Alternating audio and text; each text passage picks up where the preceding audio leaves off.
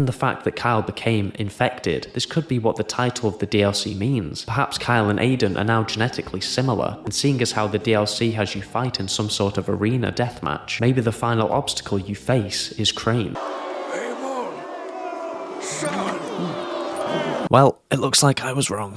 Dying Light 2 was one of my favourite games to come out this year, and the prospect of potential DLC got me excited to see how Techland would expand on this already great game. Not only was it crucial that it added new content, but also improved aspects from the base game. Bloody Ties had a lot to live up to, as not only was it the first of several DLCs that will launch for Dying Light 2, the original Dying Light is known for having a great expansion of its own, with the following receiving high praises for its story and gameplay. After finally getting my hands on Bloody Ties, I find it difficult to say exactly how I feel about it, as the DLC has a lot of things I really enjoy about it, and others I really don't. Despite the DLC obviously being shorter than the base game, there is a surprising amount of content available to you, and honestly I would say it's a bargain for how much you actually have to pay for the DLC. Seeing a developer charge so little for an expansion is crazy when you think about how much AAA developers charge people for cosmetics, never mind full-on expansions. We're creating something you're going to love. If all you are interested in is the gameplay aspect of Dying Light, you know, the running, the climbing, the weapons, the fighting, then I cannot recommend this DLC enough. Now, if you are more interested in the narrative side of the DLC, then maybe you should sit this one out. It's not the worst thing I've ever had to play through, but after the great story the base game delivered, I felt severely underwhelmed with how the story unfolds. But I do admit, I think a lot of that stems from the fact that I maybe misinterpreted what the expansion was going for, but that doesn't mean I should fully blame myself for this DLC feeling disappointing. For better or worse, Bloody Ties was not what I expected it to be. With that being said, I can't say I didn't enjoy it, because that would be a lie. It wasn't the most interesting or ambitious piece of additional content I have ever played, and at times I definitely wanted to pull my hair out and lose the ability to hear. Got you to make me lose. Fuck you both.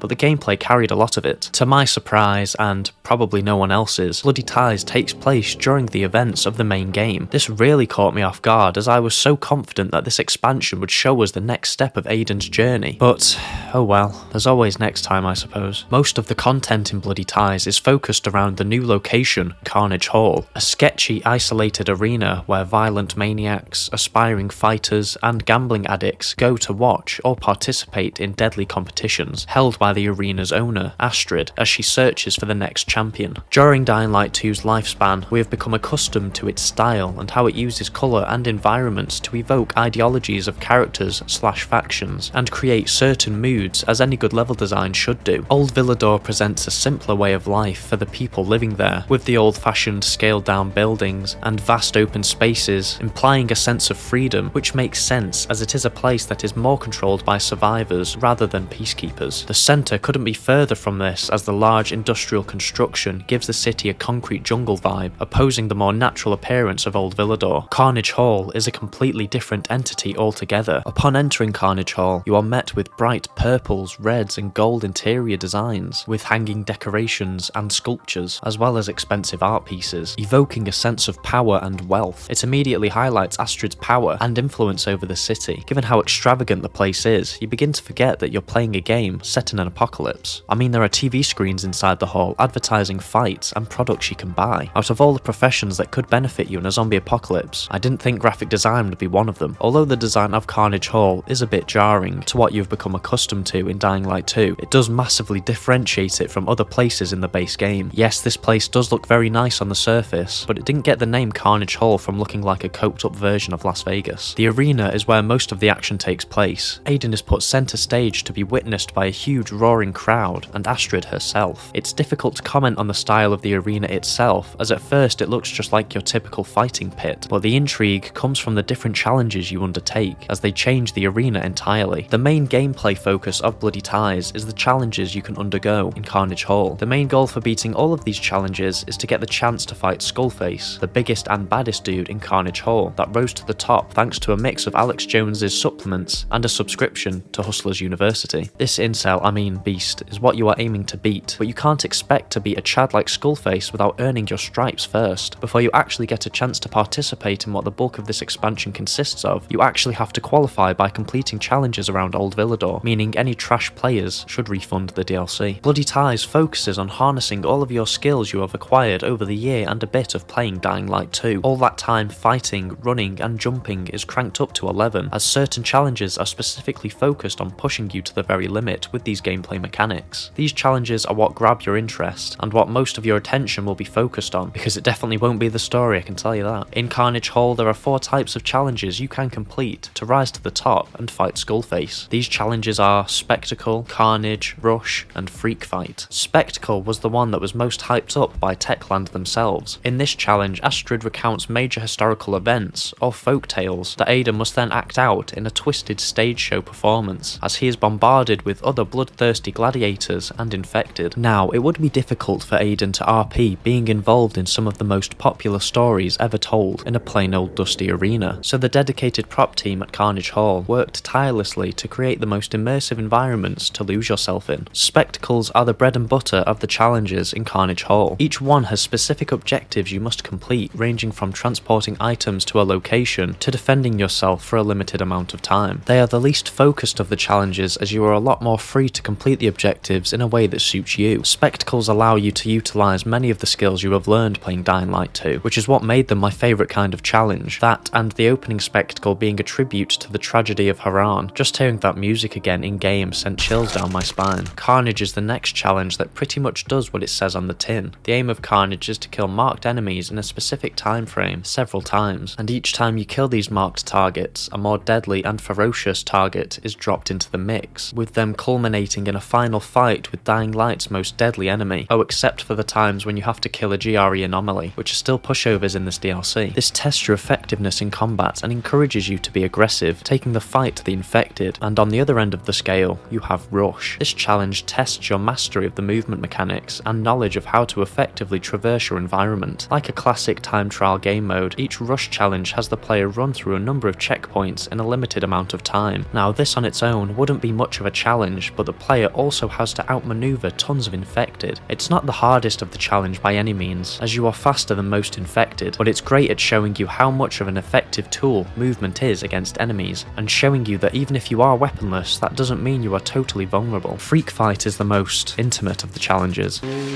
As the name implies, this challenge is similar to Freaks of Nature, which was a side task in the following. This puts you toe to toe with infected that have unique and overpowered abilities inside of a scaled down version of the arena. This challenge tests your reaction time and acts more like a condensed version of Carnage, with you only having to fight one freak in an allocated amount of time. The fact that you are in such close proximity with the freak leaves little room for error, and during the harder ones it can feel like you are fighting a Dark Souls boss, as you die in 2 or 3 hits. These challenges are what Bloody Ties is all about. It is a bite-sized version of the struggles and situations you find yourself in throughout Dying Light 2, and despite being tough, they are beatable if you approach each situation correctly. The challenges take up the bulk of the gameplay, but there are other forms of content that come with Bloody Ties. Quests, of course, make a return in this expansion, as you interact with many of the new faces introduced in Bloody Ties, some good, some bad, and some really annoying. When discovering how long the story takes to complete in this expansion, I was a little worried as to how they would keep the gameplay of the quest interesting. It begins to get a little bit repetitive in the late game, when some quests require you to revisit past locations in Old Villador, but I can see why Techland kind of had to do this, as Carnage Hall is quite a small playable area. I was also surprised to see how many side quests there actually were in this DLC, however I found myself skipping a handful of them as they were pretty tedious, like the one where you have to find items that tell you about Astrid's backstory. Yeah, because searching for tiny items in a great big hall is so fun and enjoyable. In my previous Bloody Ties video, I expressed my feelings towards the lack of interesting infected combat Dying Light 2 offered in its gameplay, and how the human enemies seemed to overshadow them. I made a point that I wanted Bloody Ties to put the infected back in the limelight, and make them a formidable threat to the player, and it does feel like a little bit more focus has shifted onto the infected in Bloody Ties. It feels a lot more like a 50-50 split between infected and human enemies, but it still feels like volatiles are getting the short end of the deal. Bar the volatile freak you fight, which was actually a challenge, they're once again just treated as slightly faster and stronger virals, despite being incredibly strong in the first game. Overall, it was nice to see many of the gameplay features of Bloody Ties work out. Oh, but there was one thing I forgot to mention. Oh, yeah.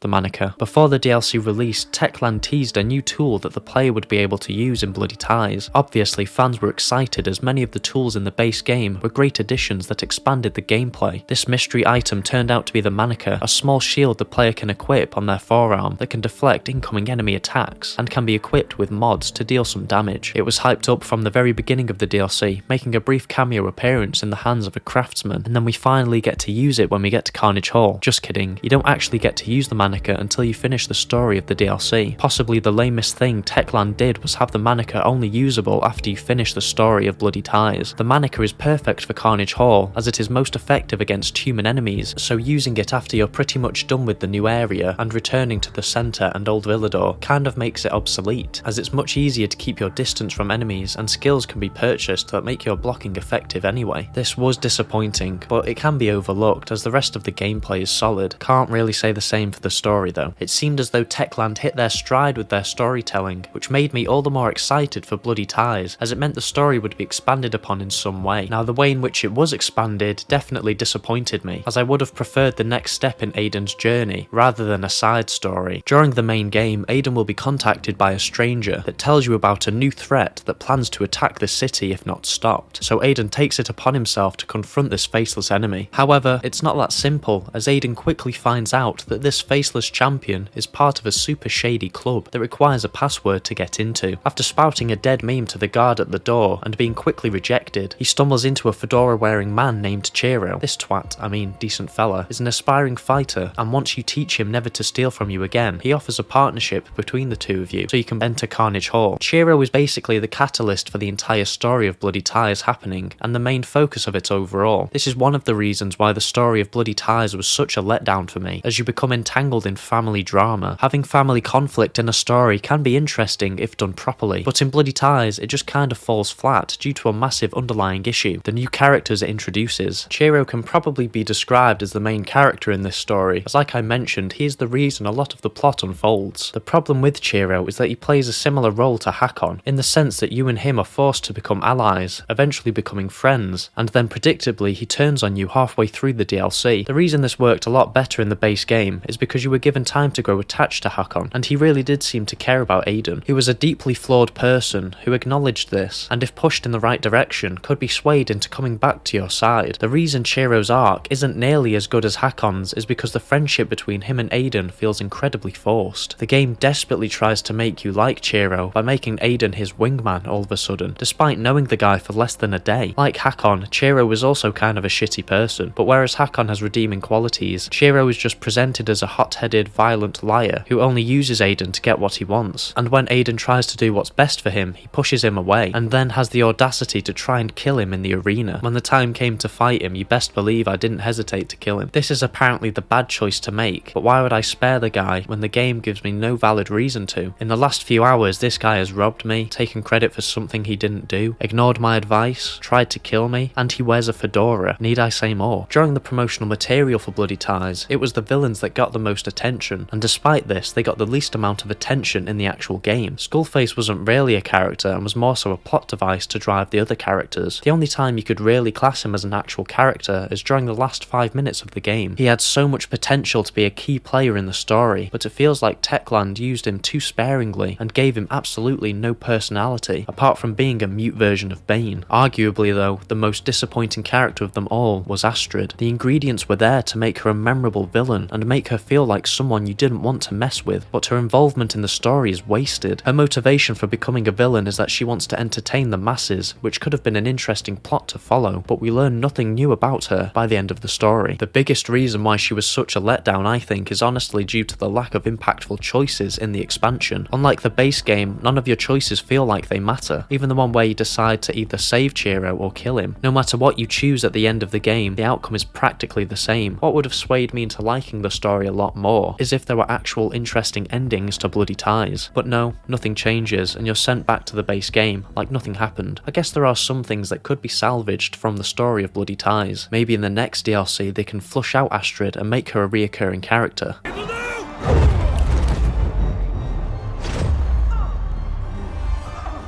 Oh, never mind.